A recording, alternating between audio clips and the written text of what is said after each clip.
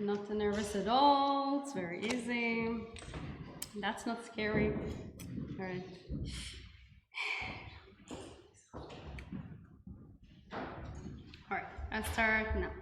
Okay, so today we have a big problem in almost all over the world that people cannot afford a place to live. They cannot have a roof over their head, and that's one of the most basic things that people should have in their own life.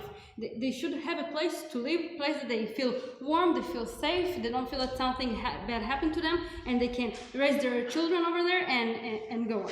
So I want to identify what is a big city or large city. Large city is a place that has lots of job opportunities, okay? We have diverse population there, and they have the most chances to find a job in different kinds of jobs over there. And so they can, so people from all socioeconomic background, especially from the low socioeconomic background, they can change their the way of living, they can earn more money, and they can just change their economic situation, I would say. So the problem is that it's very hard to rent an apartment in these large cities, and there is a high demand and very low supply, and it's what makes it very hard. The prices are getting higher, and people cannot afford it. So well, our mechanism is, as it said in the info slide, that 25% of the residency will be sold, not sold, sorry, will be able to rent, about 30 or 40% off for people that the local government will choose. And in advantage that the local governments would give some benefits to these to the people that build it, like easier path in bureaucracy and go on. So that's the advantage for them to do so. For my point, just a sec. All right, so as I said before, my first point will be helping the low socioeconomic, helping people from the low socioeconomic background, and I'll start. So usually people from the poor people that it's very hard for them to have, like, I would call it normal wage, even the minimum. So it's they live in neighborhood. They're usually very poor. It's have more crime over there. They have more vandalism. They have more violence over there. They have a lot of fear. It's very maybe hard to live there. What it causes, it affects their children, that they see that they live in this neighborhood and they learn from other youth how to react, and that's something that you want to change. You want to change your way of living. And new residential complexes are usually identified as complexes that are built in new places usually, or renew neighborhoods. So you can change your lifestyle, you can change your neighborhood, you can change your surroundings in just moving to another place, and you can afford it. So as I said before, in big cities you have more the most opportunities. So usually those people cannot move outside of the city. They cannot go to the suburbs or other places. First, because it might be very expensive. Second of all, it's very hard for them to drive so long. Maybe many of them work in different jobs, so they cannot drive all day or take public transportation if they don't even have a car. And they just want the thing is they want to improve their life. So if you able to rent these places in an affordable price, you can save some money, and with this money you first get what I said before. You feel safer, you live in a better neighborhood, you feel that you change you kind of change your status in life. You can get your children better education. You can use this money that you save to send your kids to better schools, maybe even a little bit farther schools, maybe in those better neighborhoods. Sometimes you have to send your kids to the neighborhoods that are inside of, that are in the neighborhood. So you immediately change their state of mind, you change the chances in your life. So, and also you can send them to extracurriculums because you save this amount of money, which is a big difference for them in their life. Yes. Yes. How do you think this 25% reduction is going Slowly, to... Sorry. How do you think this 25% reduction is going to affect the developer? How it's affected the developer? It affects the developer about how much money he earns, but in other way around, it helps them because they've said that they will get some benefits from it, helping with bureaucracy and things that cost also money, and from the municipality, from the local government. So it's worth it. Okay, so just a sec. Okay, so I said that it's more affordable living, and you get I guess, as I said before, you change the way the place you live, because you live in a better neighborhood, in a place that you want your children to actually grow up in. You want them to learn. You want them to get the atmosphere from the other neighborhood that they live in. I will take extension. Do you have it? No. Okay, I've gone. So all right. So in this essay before, it was my best speech. So I lost it. All right. So they get a better feeling and a better safe environment, which is very important for these people. Every family, the most important thing for them is to be able to grow their family in a safe place, in a good place, that they would change, that they will grow up, they'll be able to earn more money. And that's the situation that we say here. So the fact that you rent a place in a lower price, it's very meaningful for this kind of for these people. And think about us, maybe all of us are students, how big help when we get to rent for each time that maybe our landlord provides for us. So that's very important. So I will just sum up what I said. So once you rent a place in a cheaper price for people from low social economic background, it will be easier for them to rent this place, to change their state of mind, their children's place, and they can still work in the city, and to be able to afford this price, and to change their situation. So thank you.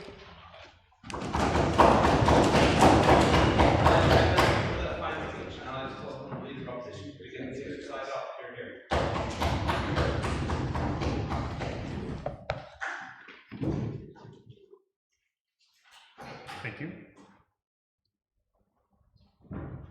Apologies, 1 second, I'm just going to reset my timer quickly.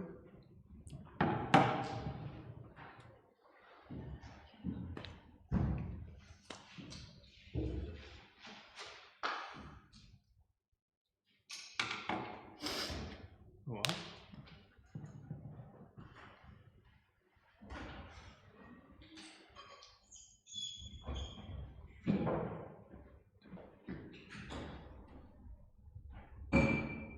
Am I good? All right. In 3, 2, 1. Hello, panel. I'm going to attempt to explain today how how implementation of the Vienna Plan would in fact be the opposite of how it was intended to be, giving affordable housing to those who need it. How in fact it would not help the larger communities of people at risk and where they came from. It'd actually be giving up on those communities in a sense. It would create lower quality apartments. It would create tension in neighborhoods for those who are wanting to live a better life and deserve so. OG started off the speech with the absolute basic right of a family to have a roof over their heads, quote unquote, feel warm and safe, and I will attempt to explain how that will in fact not be the case here. And they will not have the apartment they deserve and will be treated badly and feel unwelcome. What will happen if you force a developer as the municipal government to create a highly fractionalized amount of rent for any amount of people, or anyone who's going to move in, no matter who it is? What will happen is that the developer will realize that logically they're at a loss if assuming, and actually I'll explain both sides of this. So realistically, that if they are going to have to take such a big loss on this, especially if the municipal government does not pay the entire rest of all the costs to all these developers who they want to implement this plan, the developer is going to have a plan where they originally wanted to sell these apartments, rent them for a certain amount of money, get back those investment costs, et cetera. Now that is going to be at a loss, or much more at a loss than they expected originally, because they're going to be renting a lot of these apartments for a mere fraction of what they originally intended to rent them to. How does a person in that situation attempt to make up for such sunk costs? They would most likely do the following. They would probably, in their minds, they would go out and they would do a little in quotation marks, they do less and less quality work on the apartments. They would cut corners, so to speak. They would skimp on costs. They would create apartments that, because they put in less money, they would be getting that money back, so to speak, on their investment, because they wouldn't be putting it in and trying to balance out and recoup what would have been a huge loss. However, the tenants of these apartments, and all of the apartments realistically, would be getting far lower quality apartments. What does this create? This creates one, the new tenants who are in the Vienna program itself, and the designated people moving into the apartments at a lower cost will still be getting lower quality apartments, who could have, even if they don't show up immediately, if it's like problems in the structure, problems in the plumbing, et cetera, problems that one will hinder quality of living. Again, also for all apartments, like everyone will be having a hindered quality of living because of these apartments, plus issues that may cost a lot of money to fix down the line. So that basic negative thing for those moving to the apartments at a lower cost. So what does this create for the other people who paid full price for these apartments in expecting to move into apartments at a certain quality? They now move into apartments that they realize over time are at a lower quality. They obviously, I would assume, logically and through their logic, realize what's going on and why the apartment that they were promised is not the apartment they got. They would have this animosity, this tension, this anger towards the people that moved into the lower cost apartments, because in their minds, they would say, okay, because of this proposition, these people moved in, because of this, I get a lower quality apartment. This doesn't seem fair to me. And this creates 3/4 the apartment building, very, very likely to have very negative feelings towards the 25% who moved in. Okay, not so which could create two whole slew of tensions which don't have any solution to get better over time. Not exactly a warm and safe feeling for the new occupants. Now, that could actually lead to a worse situation, because who are these new occupants going to be? It is very, very likely that the municipal government will choose people who are genuinely in need of this kind of proposition, this kind of proposal for safe housing. These are at-risk families. These are often going to be new immigrant families. These are often going to be families, depending on which country you live in, a whole slew of, like I said, new immigrants or minorities that have been treated poorly by the country over a span of their history and are slowly trying to build themselves up and would still find themselves in the place to need a plan like this. So that, because people work like this and they tend to shift blame on groups of people when they don't get their way, now if this 3/4 the apartment building sees, oh, I don't get what I'm angry, my quality of life is lowered because of these specific people, now their entire group gets that anger, and that builds and builds and builds into a more negative situation. I'll take your POI, sorry, I missed you earlier. In order to build a complex, you need to go through many approvals and bureaucracy, which takes a long time and it's worth lots of money. And that's what you say, it's unlikely that they build it in poor ways.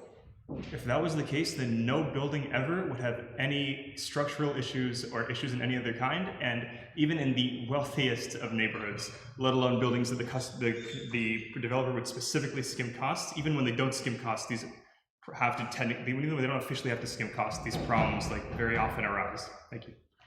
And let alone in a situation where they would, where it's far more likely and very easy to get away with if you know what you're doing, expecting that a developer assumedly would do this.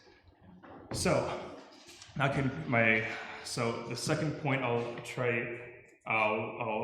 start quickly, and my partner will get into this. This is also, as spoken to by Open & Gov, these people are coming from whichever specific neighborhoods, but neighborhoods of crime and poverty and a lower standard of living for them and their children.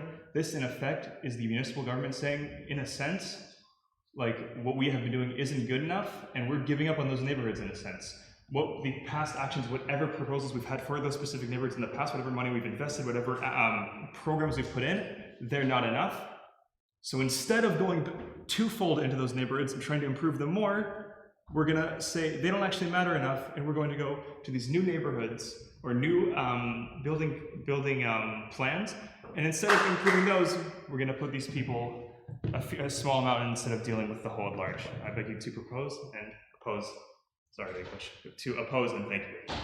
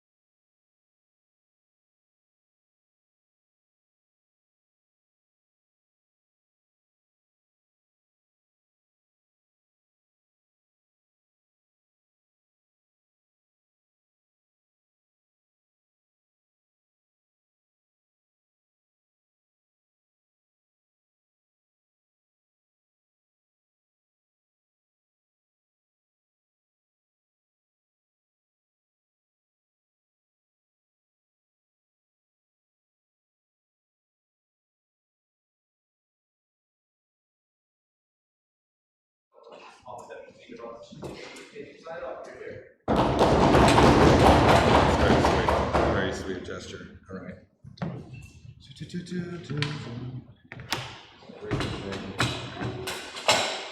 All right.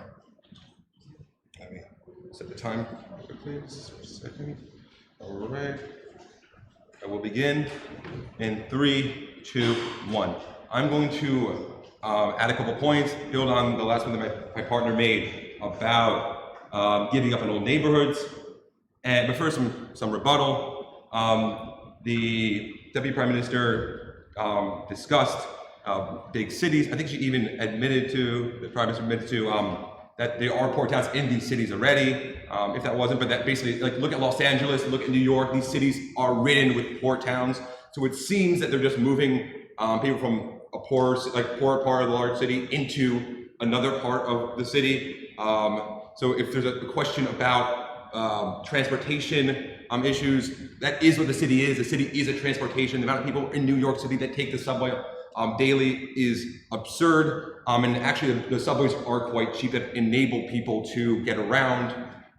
That's actually a governmental insight that's actually really helpful.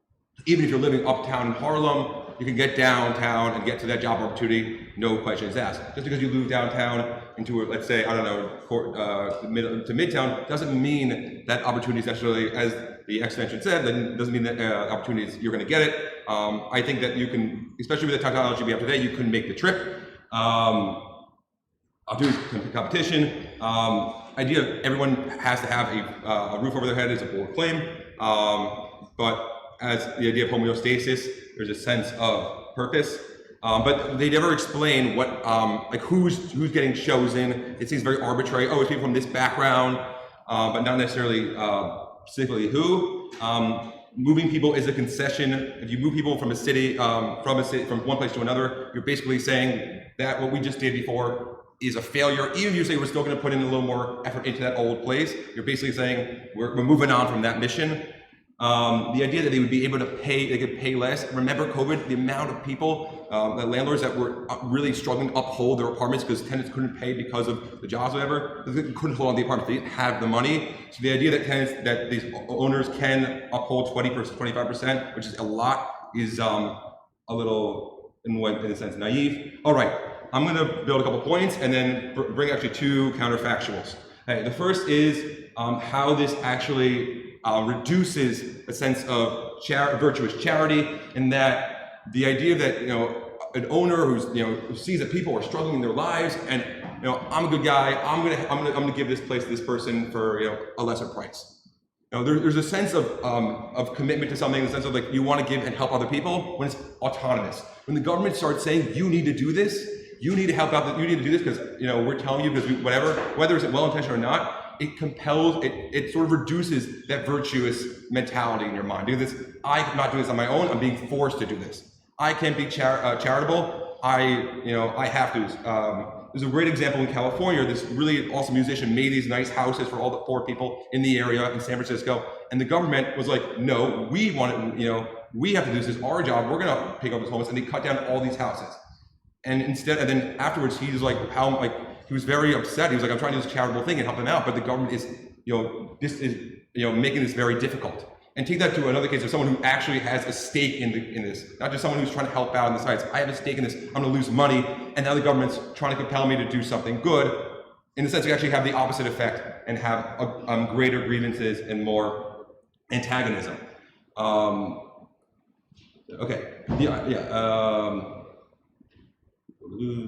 Oh, right. Okay. The idea that we're going to give this amount of money to someone else, to these lower socioeconomic people, that also then there are other people who are looking into this space. Now they don't have that, and government has to show where will these other people go. The Jones family wants to move into this town, but the Robinsons are the ones that are chosen by the municipality to move to this place, but now the Jones don't have a place, but they're willing to pay more money. They're willing to pay the price, but they're not able to get the place because the government says, no, we're giving to a lesser someone who we believe needs more than you do, and now the Jones are left on the street to look elsewhere. and especially in a crisis that we live in today, that the housing project is so difficult. As government said, it's so difficult to find a place to live. Now you're saying, oh, well, because they're below socioeconomic point, now they get privilege or preference over you, and thus now the Jones are now to look elsewhere in a very difficult environment. It makes it even more difficult for them as well. Yeah, I'll take the point. Yeah, go. It's hard to find a place to live if you're poor, but if you have money and you're wealthy, it's very easy to find a place to live. And you have all. That's not true because of the limited amount of space that there are, or apartments. I've been talking to people all over. The amount, the housing crisis is real. It's not a money factor. It's a space factor. And at the end of the day, just because you have a lot of money doesn't mean you'll find a place, because, and that's fine. And let's say you're super wealthy, but what about, let's say the Jones are a nice middle class family. That doesn't mean that they, especially in big cities, which are expensive, it doesn't mean that they'll have the ability. 5 minutes, right? All right. Okay. There's also a lease, which also means that at some point they can be kicked out. At some point doesn't mean that these people have a home for long. So this entire metric, the entire info slide is kind of, it's great in the short run, but as in the long run, especially since it's at stake in the developer, he's getting less and less money. At some point, you say, 2 years you're here, and then kicks them out, and then therefore, then this family, like the Robinsons, who were chosen, will be back on the street anyway, and it doesn't help. It also creates a poor society. Like Harlem used to be very rich, and when the government started proposing programs to, am I over 7 minutes? Sorry. Oh, 6. Okay, good. The towns become poor because when the government tries to put in programs that force people to move into places, it in a sense has its own countermeasure, and when people move out, people that have money and move out because I want a better place. I don't want to be in this because Harlem was really great, and then owners were like, oh, I don't want to pay this reduced price, and they moved out, and all the people who had wealthier people moved out, and the place turned over time into, unfortunately, a poor location. Just how that works, the example, and the counterfactual is really just like, instead either move the suburbs, because the suburbs are cheaper, and there's technology to, buses and stuff to get to the city to have those job opportunities. It's a large world. Or you put a first come, first serve, sort of post posters in those struggling neighborhoods, so that it's there's some motivation to move, that it doesn't come at the expense of the developer. Thank you so much. Thank you to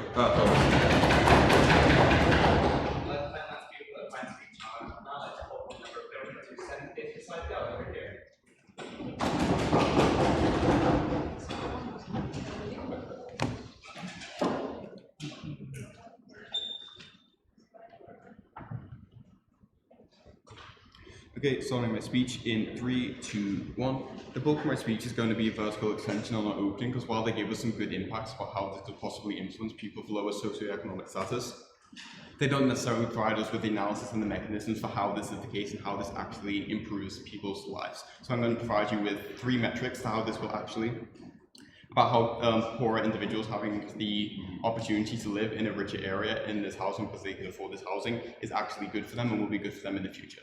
1, the perception that they have the ability to change their life. 2, access to better employment opportunities. And 3, access to better education for their children.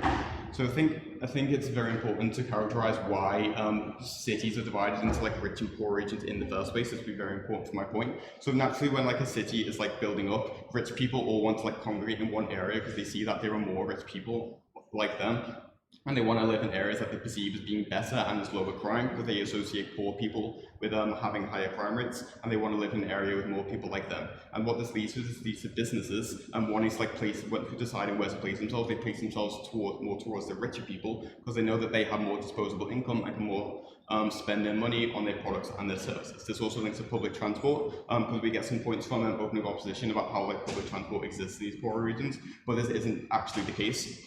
Because if you're like a bus or like a train or a subway company, it makes more sense to place like most of your terminals and most of your stops in an area in which people have the disposable income and able to, so that they can travel for leisure and they can travel more. Whereas in regions with less money, they know that people won't be able to travel as much, so they aren't going to put their public transport links in that region. And so this links to the perception of people being able to change their lives. When it comes to people who live in the poorer regions of the city, they aren't surrounded by businesses, they aren't surrounded by job opportunities around them. And what this leads to is these like feelings of like self-dissatisfaction, feelings that they've somehow failed at life, and feelings that like they have no way that they could possibly get out of the poor, out of the negative economic situation that they're in, because they believe that because of the lack of opportunities, because of the lack of public transport links, they can't necessarily just get up and move to the richer part of the city, and that means that they believe that they are stuck in the region that they're in. However, even if given the opportunity to live in a richer region, even if provided with like no extra income, no anything in order to help them, that will increase the perception that they have the ability to change, that they have the ability to improve on their own lives, and that will lead to them to strive for better things. And onto employment. As I've already mentioned, that businesses tend to set themselves up in these richer areas. So what that means is that there are more job opportunities in these areas. And even if you take what OO says, that there is like lots of competition for these jobs in these areas, which yeah, there is a lot of competition for jobs in these areas. But at least these people who are of like a lower socioeconomic status who now live in these regions, they at least have a chance. They at least have the perception that they have a chance in order to get these higher paying jobs, whereas they couldn't at home because of the lack of public transport links, and that linked into the poor, to the richer regions, so they wouldn't be able to get that job in the first place. Meanwhile, if they're given the opportunity to live in this area, in which there are more job opportunities, they have a higher chance. It may not increase by much, but they have a higher chance of being able to gain that employment. So when it comes to my third metric, better education for their children, school works very much the same way, as I've already characterized the socioeconomic status of these regions. The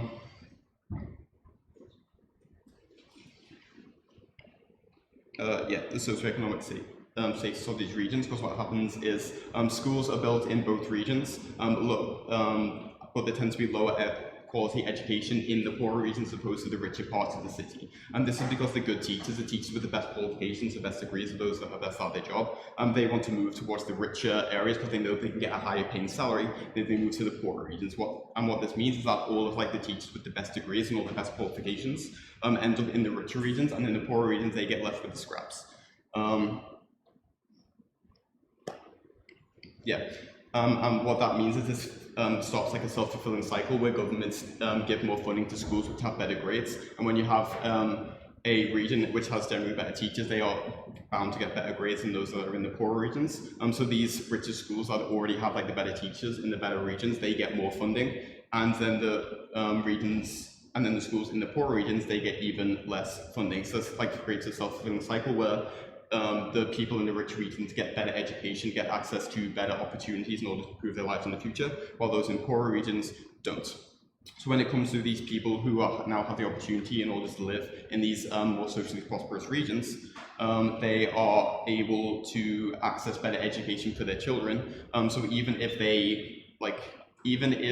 they themselves aren't able to find employment, it significantly increases the chances of their children being able to find employment. So that brings prosperity to their family in the future, because most people want to do what's best for their kids. Most people want to do what they believe will give their children a chance to a better future. Don't you think that it is a bit dangerous to believe that cities in the center are better teachers? It is discriminatory against the ones in the towns. Why can't they be a sort of like I've already characterized why that's the case and why there's better education in richer regions, and not to do with discrimination. It's to do with people wanting better salaries and teachers moving to those regions. This is particularly important when it comes to minorities, because particularly people of immigrant status, when they want to move to a particular region, a lot of people come to certain like bigger cities in order to build a better life for themselves.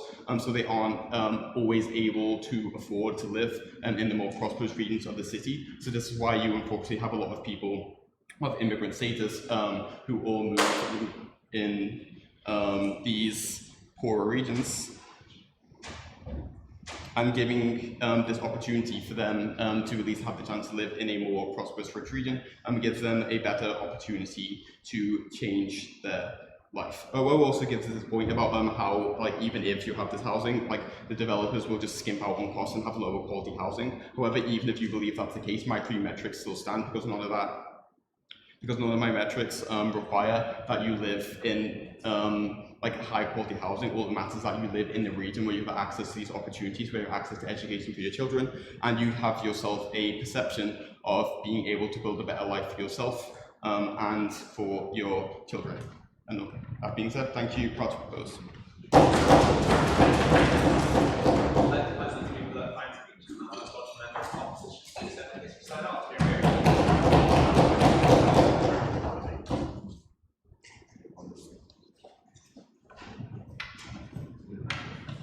Starting speech in 3, 2, 1. So, thank you for the floor. I am representing the closing opposition. So, firstly, I would like to open up with some rebuttals and also an expansion on the points that the previous opposition has mentioned. So, firstly, I would like to target the opening government. You mentioned that the apartments in cities currently are already lower quality. Therefore, do you believe that the reduced price would make this any better? Do you believe that people who cannot afford the apartments at the current price deserve to perhaps either deserve equal or maybe less quality? As the opening opposition mentioned, the lack of money coming in, lack of income, does unfortunately lead to cutting corners, to a lesser quality, and therefore I do not believe that that point really sticks. Secondly, I would like to rebut a point made by the closing government, who mentioned that lower income people may move to a richer income area to improve their perception on their income and to improve their life. However, if they already cannot afford to move to such a to a higher income area, while obviously the reducing of the prices may help them, how will they afford other items, other things that they need to live with? Yes? Okay, so don't you think the government have the obligation to solve the lack of class mobility?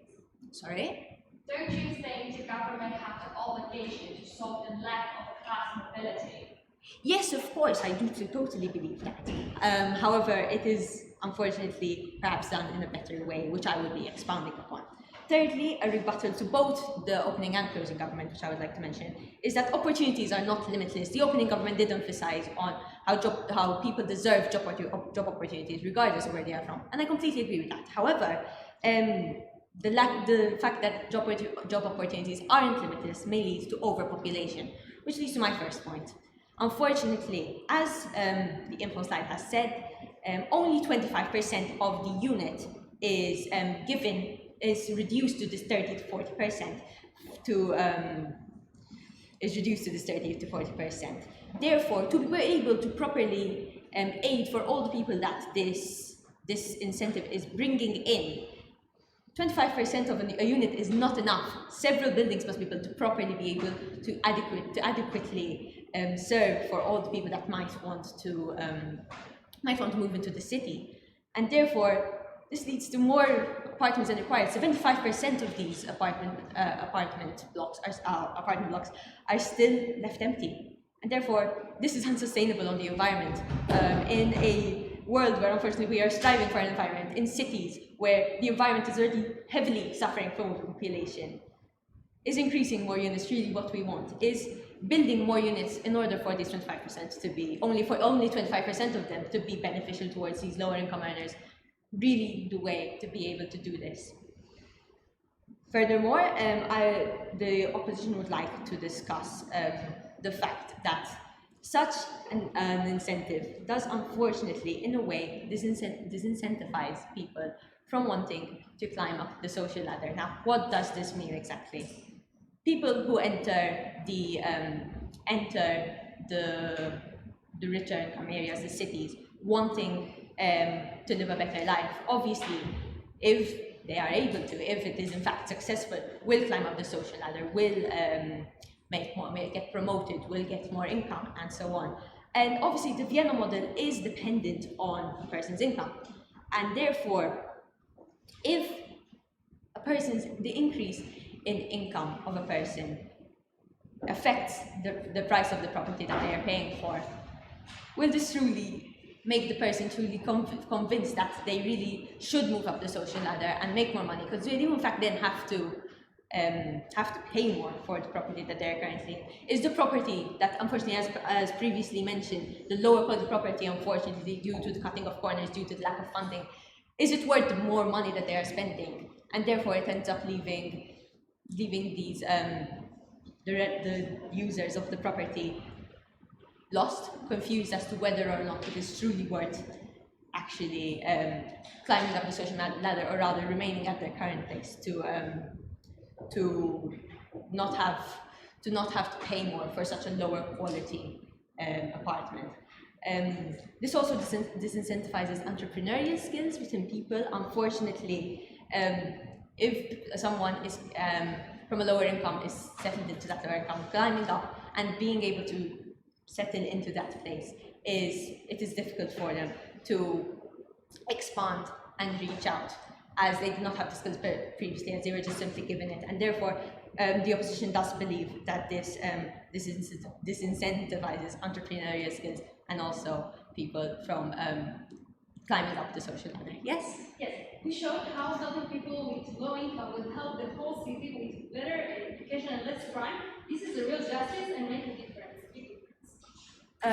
Yes, I do definitely agree. However, I would have to say that crime rates perhaps in cities are not always, obviously there is a difference, but I do believe that it's not justifiable perhaps for the reasons that I previously mentioned. While they obviously do deserve better opportunities also, as I did mention, obviously better education, they completely deserve it. But if the opportunities aren't limitless, they cannot, not everyone, unfortunately, is able to enter these opportunities. And therefore, what happens to those who unfortunately left behind, those who gave up their entire life to be able to enter such opportunities? What happens to them when they aren't able to enter those opportunities? They are left with nothing. And unfortunately, this is why the Vienna model might not always be the most sustainable one in all factors, as shall be further discussed within my colleague's speech. So to summarize, the opposition believes that the Vienna model is, unfortunately, despite its clear aim to be more sustainable for the environment, sometimes perhaps counterintuitive and does not exactly serve that purpose, and also may disincentivize people from climbing up and improving their life quality. Thank you.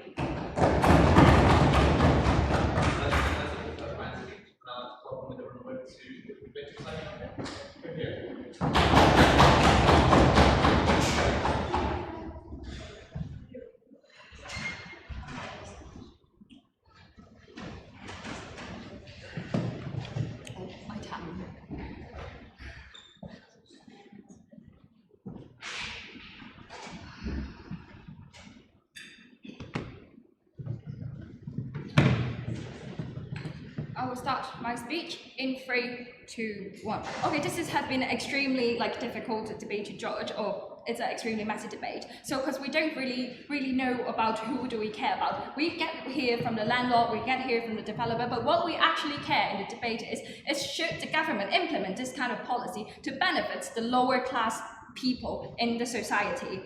Okay, my partner have followed two burdens perfectly. So why is the issues in the status quo? Why is the rough area in the society? You don't really have much job opportunity and education opportunity. My partner feel this burden with it by saying, because when the society builds, the rich people tend to group together, and all the talent and resources have shifted to that kind of rich area. That's why the problem is the rougher area don't really have the good job and education opportunity, and my partner have already proved it. And why does the model will help this situation? Okay, so my partner point out there's two aspects of this a policy being implemented. First, we got more job opportunity. So as we've already mentioned, the company tends to shift into the richest area, and more international corporate or firm or big corporation tends to group into this kind of rich, posh regions. And that's why when we try to solve this by implement this policy, okay, I will stop this. So we are moving this kind of people to a richer regions, which allows them to lower the cost of traveling, the more higher chance to get into this company. I know, it doesn't mean that you move into this posh area, you will get the job automatically, which will prove our second case, our education point. So when we get this kind of job opportunity, we will have a higher income, highest social status, which means we can achieve class mobility within this kind of like policy. And secondly, why would education matter? As I've already mentioned, they don't get the job opportunity just by moving to this region, or like they do have like more opportunity, but they don't really achieve the highest like social status. But my partner have already mentioned, like the best school, the best teacher, they are all usually like built in the posh area in one society. So by giving your next generation go into that school to like flip your coins through education, because you will have like better like activities, curriculum, better teacher, and you will probably get into the uni. And we all know people in the rough area usually copy what their parents have been through. They can't get into uni, they can't get into a good job, they don't really have a high salary and have a low job. And this kind of like issue is already caused by in the status quo, the class divisions between the posh bit and the rough bit, like regionally. And okay, so I will go into teams by teams now. Okay, so what does our opening brought to us? Our opening have said they can change the economic situation by moving into this, but they didn't really fill out the logical chain between it. But I have proved already, like by getting into this kind of region, we reduce like the cost of traveling, we reduce the cost of like really like long-term traveling, and they can't afford it, and we reduce the cost, and we can have like a better like, and my opening have already said they care about the children, but they don't particularly how would the children be benefits in this policy. And my partner have proven to us by sending your children to like, or your next generation to this kind of like posher region, you will have a better chance of education, which like we think we care about it. And okay, so yeah. Yes. According to you, rich divide from the poor, and allegedly no public transport, find ways to distance themselves from the poor. If therefore poor people forced into these rich neighborhoods, wouldn't the rich people then move away, taking all their assets with them, and then you have another poor city like Harlem and Detroit? Okay, so that's a matter of what's the quality of this tenant. That's like, okay, that's reminding my point. Okay, I don't really know, did you read the info slide, but this kind of tenant is selected by the government, which means they will have decent background, they will have like this kind of, like, they won't have criminal record because the government won't select it at the first place. And what we are doing in here, by implementing this policy, we lower the boundary to allow class mobility. And you already said you will create tension between neighborhood, and you will like probably the landlord won't be happy of it. Won't be happier. But the motion is really about should the government implement this kind of policy. It's irrelevant that the landlord should will be happy or not. This is out of our debate because like the landlord is already required like according to our emotions. And do you have? Are you content with this like status quo of a tale of two cities, and do you consider the poor neighborhoods, their education, and job opportunities a sunk cost to the municipal government to give up on? Can you repeat the question again? Do you consider the education system and job opportunities of poor neighborhoods a sunk cost for the government, municipal government, to give up on in lieu of this motion?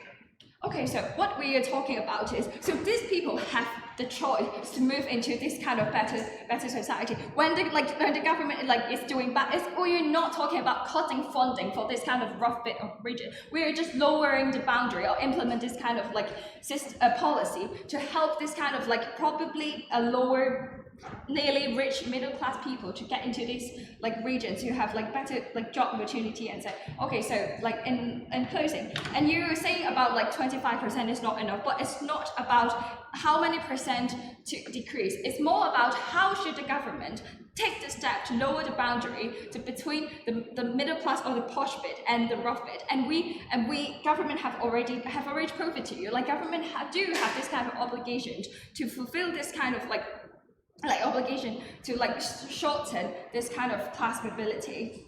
And what we have brought us today, my partner have fulfilled our burden. So why this policy is like uniquely good to like shorten this kind of like lack of class mobility, and why is it effective by getting this job and education opportunity in this kind of region.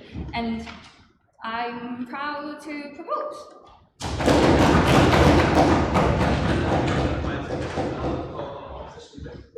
Slide up and then the debates are on. You're here.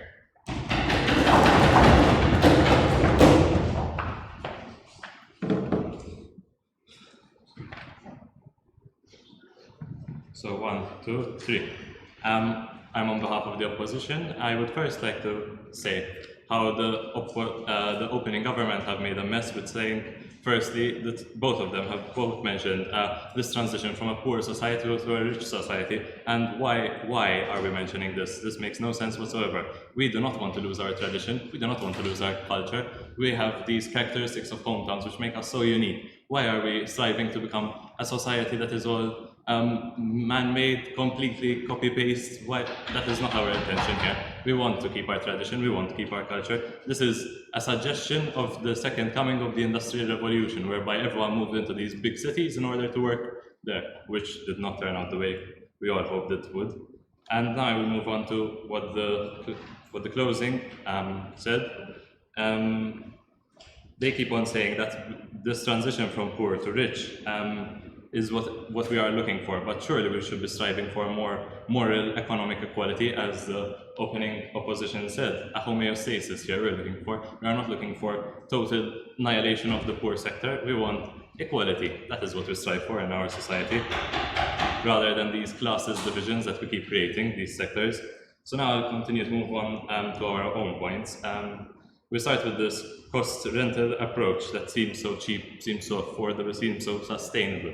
It is not sustainable at all. It's an unsustainable model, because big cities cannot progress economically with such low income workers. These workers, they do not make enough to sustain economies. At the end of the day, they pay for restaurants. These restaurants, they keep on fueling the economy, which cannot go ahead without high income workers. On this note, individuals who require the service, which is the Vienna model, they pay less tax, they contribute less to society, and they lead to an economic disruption, because, as my colleague mentioned, it disincentivizes people who want who focus on the market spectrum. I come from Malta. It is a country that is heavily focused on the construction market. The construction market is very important for us because this is a big portion of our income, our net income. So what will we do without this construction market? We are focusing on pushing everything onto this Vienna model. It makes no sense whatsoever. This would lead to total chaos because of people taking advantage of the system, interfering with the markets, and it becomes all vulnerable due to inflation. Due to inflation, hyperinflation will occur, collapse of the market, such as construction, such as marketing in general, which leads to a huge portion of workers losing their jobs. Who do you think are going to lose their jobs? The CEOs? No, they will be the common men. These same common men that are moving into this Vienna model, who will no longer be able to pay for this Vienna model. And then what are you going to do? They're going to move back to their towns? It's not going to work. It's an unsustainable model. They will be unable to cover the costs of this cost rental approach. So at the end of the day, you are catering for individuals, but these individuals will not be able to make it in this model, as I have previously mentioned. And what is the way forward? What is the long-term view? Yes? What makes you think that's a policy is instead of other initiatives to help the poor and not in addition to them? Mention again, because I'm here. Okay, what makes you think that this policy that government is implementing is instead of other initiatives to help the poor and not in addition to them? It's not instead, but it is interfering with the model, because, as my colleague mentioned, for example, you will have people who move into an already overpopulated country. I can speak for Malta. We are extremely overpopulated. What will we do when more workers come in? We won't be able to fit. We don't have the space, we don't have the capacity, and we don't have the economy to keep it running in this case. We don't have the buildings, and there's nothing we can do in this case of the model, for example.